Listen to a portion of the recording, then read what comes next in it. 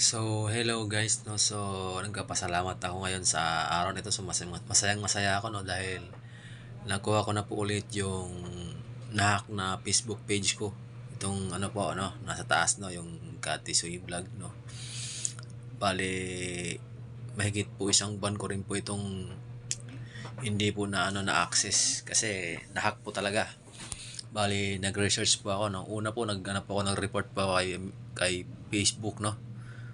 Bale, hindi po na ano na ano ni Facebook, hindi po niya naibalik agad, no.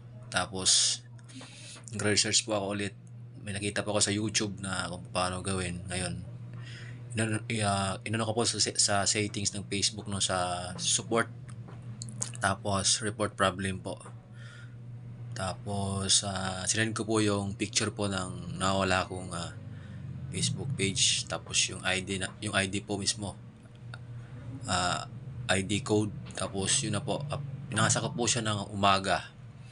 Tapos sa awa po ng Diyos, pagdating po ng hapon, nakuha na po natin yung Facebook account nating nahack. So sa mga nahack dyan ng account, huwag kayong mawalan po ng pag-asa, no. Gawin lang po niyo ang makakaya. Malay po natin, wala lang pong mawala kung hindi susubukan. Kaya nagpasalamat po talaga ako na nakuha ko po ulit yung Facebook page ko. So sa mga followers ko po dyan, sana patuloy lang po kayong sumuporta po para sa mga vlogs ko. At sa mga new followers ko rin po, maraming salamat din po sa inyo.